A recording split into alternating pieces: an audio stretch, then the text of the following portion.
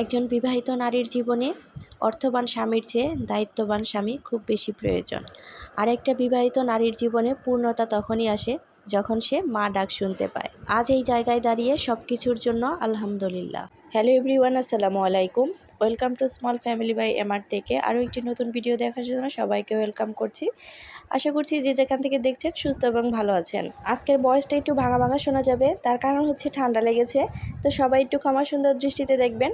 আজকের ভিডিওটা শুরু করেছি কিন্তু একটা পার্সেল ওপেন দিয়ে।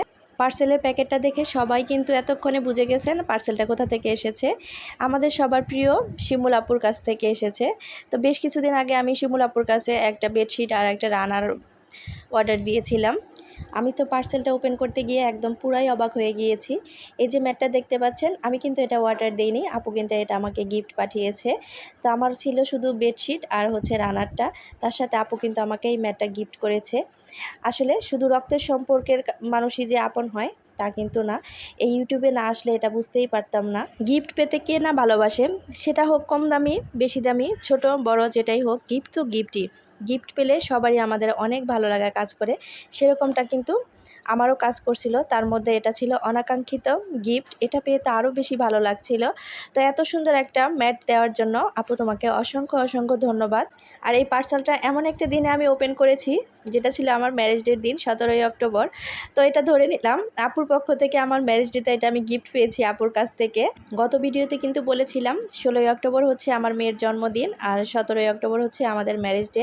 তো এই যে মেয়েকে তার বাবা চকলেট দিচ্ছে জন্মদিন উপলক্ষে, ফুল দিচ্ছে গিফট। এরপরে কিন্তু আপনাদের ভাইয়া আমাকেও ম্যারেজ ডে উপলক্ষে একটা গিফট দিবে। আমরা কখনোই জন্মদিন ম্যারেজ ডে এগুলো ওভাবে পালন করি না, জাস্ট একটু খাওয়া দাওয়া রান্না এগুলোই করি। এই তো আপনাদের ভাইয়া কিন্তু আমাকে আমার হাতে আমার গিফটটা দিয়ে দিয়েছে। তো প্রত্যেক ম্যারেজ ডেতে এরকম একটা করে ফুল আমাকে দেয়, তো খুব ভালো লাগে। আর এদিকে একটা জিনিস খেয়াল করেছেন কি, আমি কিন্তু নতুন বেডশিটটা দিয়ে আমার বেডরুমটাকে সুন্দর করে সাজিয়ে নিয়েছি। এরকম আরও একটা বেডশিট কিন্তু আমার আগেরও আছে, সেটা হচ্ছে অরেঞ্জ কালার। তো বেশ কিছুদিন যাবত আমি এই পিঙ্ক কালারটা খুঁজছিলাম, তো আপুর চ্যানেলে যখন দেখি এই চাদরটা দেখাচ্ছে, সঙ্গে সঙ্গে আমি দেরি না করে সাথে সাথেই কিন্তু অর্ডার করে দিই যে আপু এটা আমার জন্য রেখে দাও। চাদরের কোয়ালিটিটা এত সুন্দর ছিল, হাতে নিলেই বোঝা যাচ্ছিল কাপড়টা খুবই খুবই ভালো ছিল। আমার শাড়ি চুড়ি গয়না কেনার প্রতি যতটুক না লোভ, তার চেয়ে বেশি লোভ হচ্ছে এই বেডশিটের প্রতি। আমি যখনই কোনো বেডশিট দেখি, বিশেষ করে সাদা এই ধরনের বেডশিটগুলো দেখলে আমি আর নিজেকে সামলাতে পারি না। তো তখন মনে হয় কি নিয়ে নেই। আর যখন বেডশিট কিনতে কোনো মার্কেটে যাই তখন মনে হয় 4-5টা একসাথে নিয়ে নেই। যতটা না আমার কাপড় কিনতে ভালো লাগে তার থেকেও বেশি ভালো লাগা কাজ করে বেডশিট কিনতে। আমার মতো কে কে এমন বেডশিট কিনতে খুব বেশি পছন্দ করেন অবশ্যই কিন্তু কমেন্ট করে জানাবেন। আর আজকে আমার ভিডিওটা দেখতে দেখতে যারা ভিডিওর এ পর্যন্ত চলে এসেছেন কিন্তু একটা লাইক দিতে ভুলে গেছেন, তারা প্লিজ ছোট্ট করে একটি লাইক দিয়ে আমার ভিডিওটি কন্টিনিউ করবেন। আপনাদের ছোট্ট একটি লাইক পারে আমাকে আপনাদের মতো আরও কয়েকজনের কাছে পৌঁছাতে। আর আজ যারা আমার চ্যানেলের প্রথম ভিজিট করছেন, আমার ভিডিওর কোথাও কোনো অংশ যদি ভালো লেগে যায় তো প্লিজ আমার চ্যানেলটি সাবস্ক্রাইব করে আমার পাশেই থেকে যাবেন।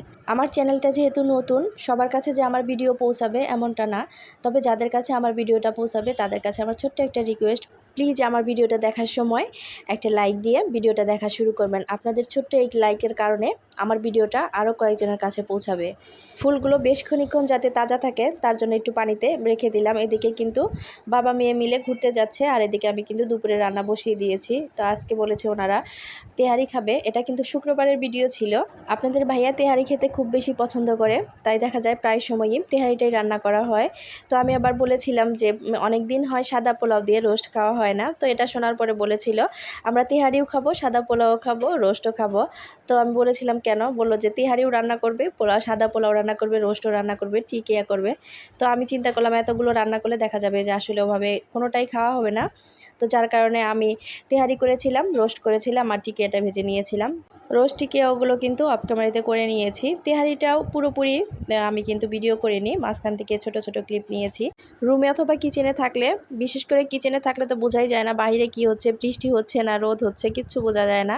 তো হুট করে মনে হচ্ছিল বৃষ্টি বৃষ্টি হচ্ছে, যার কারণে বারান্দায় গিয়ে দেখি এরকম ঝুম বৃষ্টি হচ্ছে। তো তারপরে বারান্দা থেকে এসে এখানে দেখি তেহারির যে পানিটা ওটা কিন্তু টেনে গিয়েছে।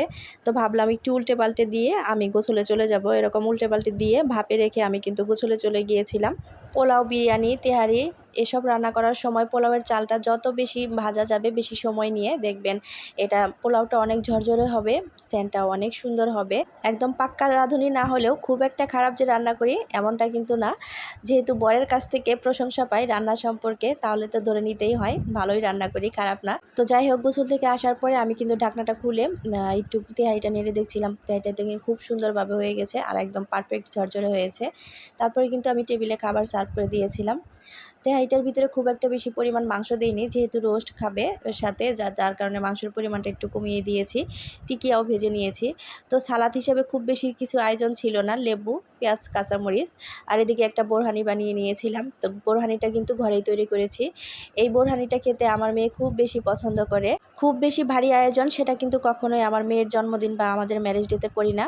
এই তো সাদামাটাভাবেই কিন্তু এভাবে আমাদের ম্যারেজ ডে, আমার মেয়ের জন্মদিন উপলক্ষে খাওয়া দাওয়া করি। খুব বেশি ভালো কেক যে বানানো সেটা কিন্তু আমি পারি না, তবে যতটুকু পারি মেয়ে এতেই খুশি আর মেয়ের খুশিতে আমারও খুশি। খুব বেশি ভালো না হলেও ও যে ওর জন্মদিন উপলক্ষে ওকে আমি একটা কেক বানিয়ে দিয়েতে যে ও খুশি, এই খুশিটা দেখতে কিন্তু অনেক বেশি ভালো লাগা কাজ করে। আসলে সন্তানের খুশিতে মা বাবার অনেক বেশি ভালো লাগে। সবাই আমাদের জন্য দোয়া করবেন যেন সারা জীবন এরকমভাবেই থাকতে পারি। আর আমার মেয়ের জন্য দোয়া করবেন যাতে ও ভালো মানুষের মতো মানুষ হতে পারে, মা বাবার মনের আশা পূর্ণ করতে পারে। আজকের ভিডিওটা এখানেই রাখবো। সবাই ভালো থাকবেন, সুস্থ থাকবেন, আমাদের জন্য দোয়া করবেন। দেখা হয়ে যাবে নেক্সট কোনো ভিডিওতে। আল্লাহ হাফেজ, আসসালামু আলাইকুম।